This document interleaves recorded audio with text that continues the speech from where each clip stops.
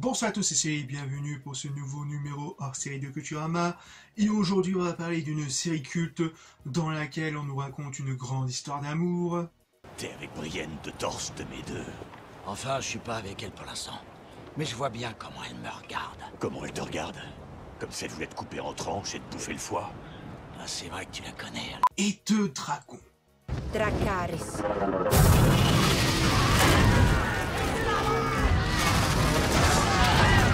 Bref, aujourd'hui, on va parler de Game of Thrones. «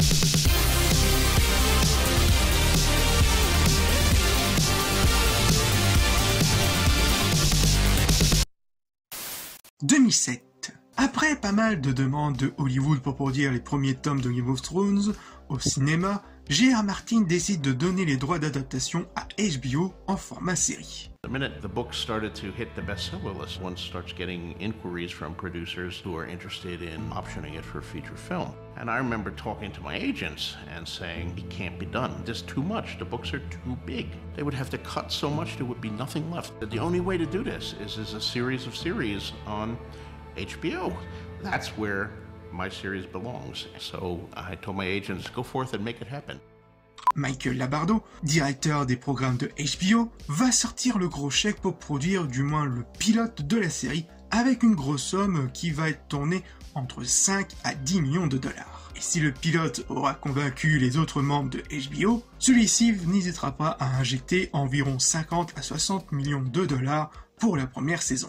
Michael Lombardo va faire appel au duo Benioff et D.B. Weiss pour écrire et produire la série.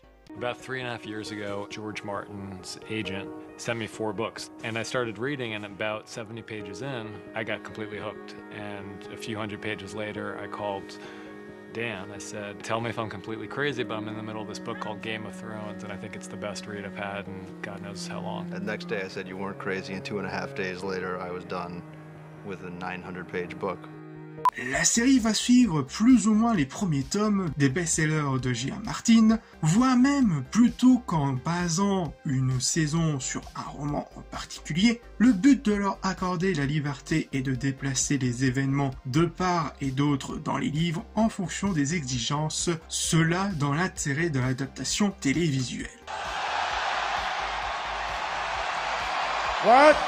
Autrement dit, la première saison ainsi que la seconde saison va adapter globalement chacun des 2 tomes, tandis que la troisième saison adapte les 2 tiers du tome 3 ainsi que la 4e saison le reste. Pour les tomes 4 et 5, ils sont contemporaines mais dans les lieux géographiquement différents. La saison 5 pioche dans ces 2 sources. Vous avez tous compris? Cependant, les 3 dernières saisons, J.R. Martin, du moins qu'à l'époque, n'ayant pas encore fini, du moins les livres, les showrunners ont dû faire preuve d'imagination tout en consultant de temps en temps l'auteur, afin de leur donner différentes pistes et essayer d'être différents de ce que l'auteur a prévu via ses livres de base. We had researched probably 14 different countries before we settled on Northern Ireland and Malta. The decision to shoot in Northern Ireland was predicated on being able to find a wide variety of locations very close to Belfast. Et ils vont s'en rendre très vite compte que ce soit un véritable travail de titan, que ce soit en termes de décors et de costumes et autres. The first scenes that we shot were all shot in an authentic medieval castle. I would think as an actor standing in a place where actual noblemen were standing 700 years ago must be fairly inspiring. En 2009, HBO lança une vague campagne de casting. Il va falloir attendre mai 2009 pour que les premières annonces officielles commencent à être diffusées, comme le premier acteur à être annoncé, qui va être nul autre que l'acteur Peter Dinklage pour le rôle de Tyrion Lannister, ou encore Kit Harington pour le rôle de Jon Snow, ou bien encore Sean Bean pour le rôle de Ned Stark. D'un côté, le casting adulte prenait de plus en plus de forme assez rapidement, tandis que le casting des enfants était assez compliqué. The biggest challenge on season 1 was finding the kids. It took a long time. The kids are so central. They're going to be the heart and soul of it as it continues. Their stories become more and more important, and it gives us a great deal of confidence to know that we can give them the ball and they'll run with it because they're so good. Toutefois, le casting pour adultes va très vite au ralenti. notamment pour le rôle de Cersei, la production pense tout d'abord à l'actrice néerlandaise Caris Van Houten, mais celle-ci a dû renoncer dû à un lourd emploi du temps, voire même elle était trop occupée, voire même qu'elle était en plein tournage du film Instant Death. Ce sera Peter Dinklage qui suggéra l'actrice britannique Lena Headey pour le rôle, qui celui-ci va tomber enceinte au début du tournage et que le réalisateur Thomas McCarthy va devoir se débrouiller pour que ça ne se voit pas. Toutefois, l'actrice Caris Van Houten aura un tout autre rôle, celui de Mélisandre, dans la saison 2. Pour en finir avec le reste du casting, pour le rôle de Catelyn Stark, ce sera l'actrice Jennifer Hill qui obtiendra le rôle, ainsi que le rôle de Daenerys qui sera interprété par Damsy Marchand, déjà vu dans la série Les Tudors. Bien évidemment, le premier pilote de la série va tout changer, car en effet, le pilote de la série ne va pas convaincre HBO. Mon Dieu, nous avons tout faux à un niveau très basique lors de l'écriture. Nous avons amené 3 de nos amis juste pour avoir leur réaction. Les regarder, le pilote a été une expérience profondément humiliante et douloureuse, car ce sont des individus très intelligents, et cela ne fonctionnait clairement pour aucun d'entre eux à un niveau très basique. Nous avons beaucoup appris sur la façon dont l'information doit circuler efficacement entre un groupe de personnes. Ils ont besoin de recevoir des informations, et celles-ci doivent circuler constamment sur ce tapis roulant. Le tapis roulant n'avançait pas assez vite et les gens n'obtenaient pas ce dont ils avaient besoin en temps opportun. Nous avons appris à prendre des décisions plus rapidement et à rationaliser ce processus. Et d'après les dires de Benioff, il va falloir retourner à un peu plus de 90% du pilote. Benioff et Weiss supplient HBO de leur donner une seconde chance. Comment avez-vous regagné la confiance de HBO ? Lentement. Cette première année a été très probatoire. C'était comme si, d'accord, ces gars-là ne sont probablement pas très bons dans ce domaine. Voyons ce qu'ils peuvent faire. Nous avons déjà investi beaucoup d'argent dans ce projet pilote. Autant en tirer une saison. Nous savions qu'une grande partie des dysfonctionnements qui avaient caractérisé le processus initial n'existaient plus.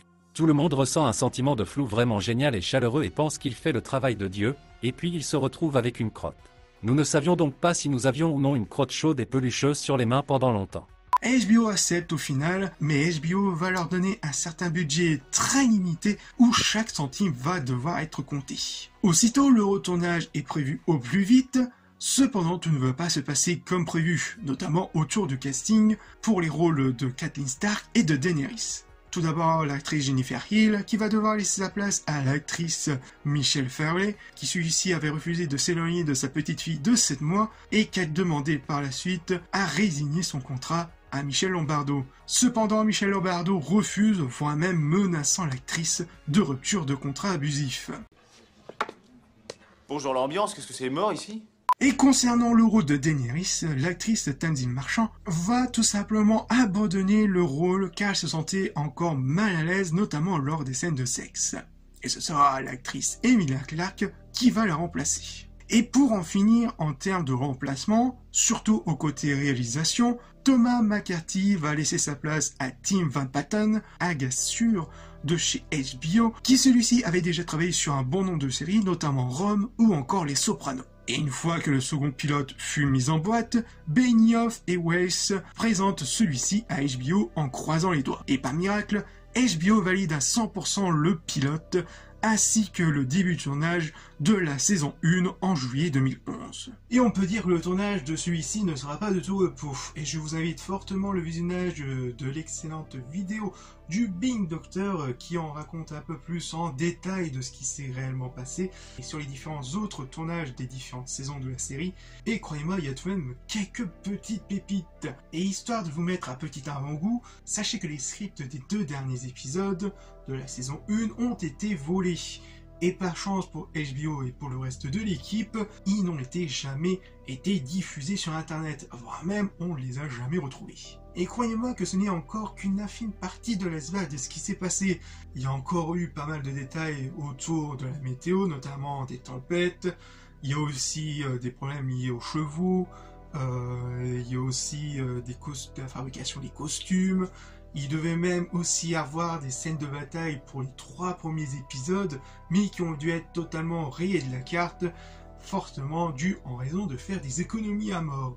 Et j'en passe. Et oui, le tournage de la saison 1 sera un véritable chaos. Mais l'enfer du tournage de la saison 1 ne va pas se terminer là, car en effet, toute l'équipe de la série ont eu extrêmement peur suite à l'état de santé de Emilia Clarke, jusqu'à ce qu'elle s'écroule dû aux forts maux de tête. Une fois à l'hôpital, elle découvre qu'elle a survécu miraculeusement à une hémorragie méningée. Après une opération réussie et un peu de temps de guérison plus tard, elle découvre malheureusement qu'elle en a un deuxième anévrisme. Encore. Ça fait beaucoup là, non? Et si ça peut vous rassurer, aujourd'hui elle va beaucoup mieux. Elle avait subi une seconde opération et jusqu'à présent elle va beaucoup mieux niveau santé. Cependant, une autre personne de l'équipe de la série n'aura pas de chance, puisqu'il s'agit de la dresseuse d'animaux Carole Benoît, qui mourra de la grippe porcine en fin de tournage de la saison 1, et qu'elle aura un petit hommage lors de l'épisode 5. Eh ben mes cadets, eh ben mes petits frères, ça commence bien. Et concernant la BO, dû aux nombreux retards dus au second tournage du pilote et des nombreux péripéties qui ont suivi par derrière, il va falloir trouver un compositeur en urgence. C'est alors que HBO va chercher pendant pas mal de temps et va finalement trouver le compositeur allemand Rami Djawadi pour composer la BO du pilote et puis par la suite devenir le compositeur officiel de la série.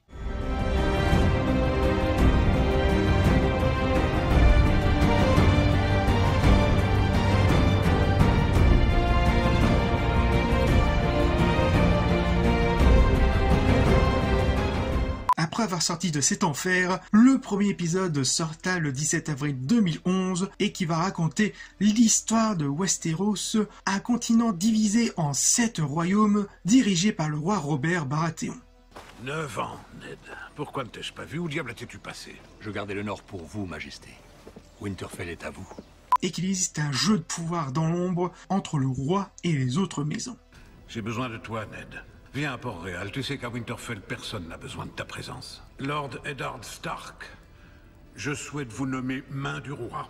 Tu m'as aidé à conquérir le trône de fer, alors aide-moi à le conserver. Mais une grande menace venue du Grand Nord risquerait de provoquer la fin de toute vie au sein du royaume.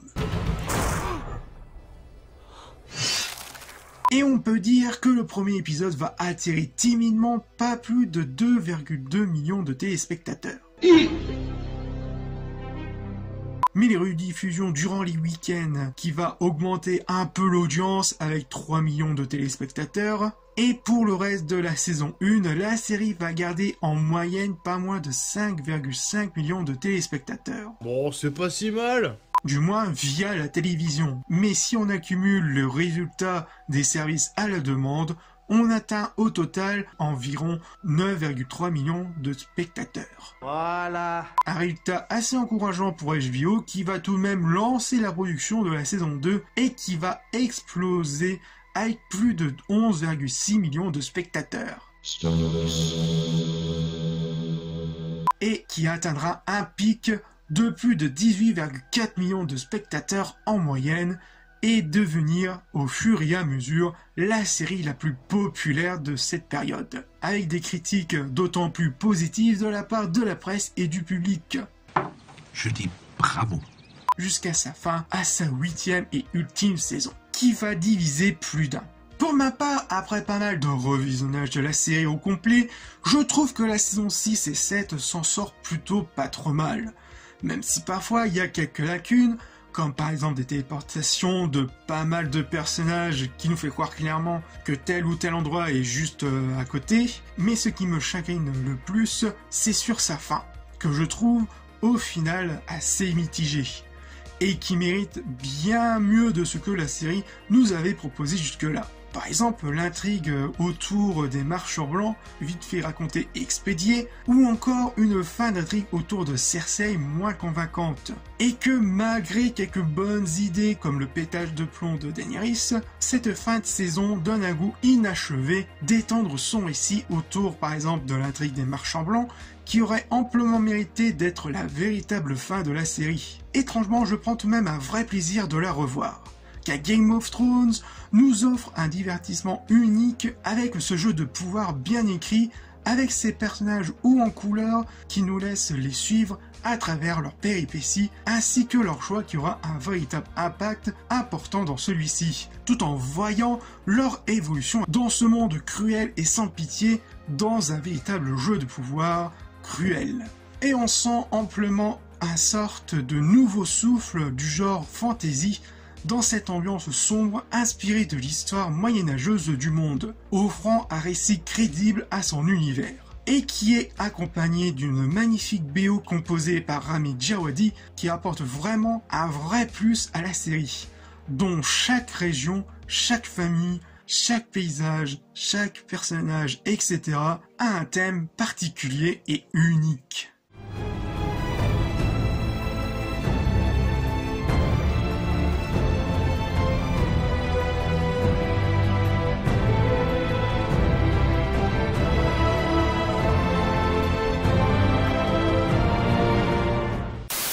Bref, Game of Thrones est une très bonne série que je vous conseille fortement, même si la fin laisse un peu à désirer, qui mériterait bien mieux selon moi.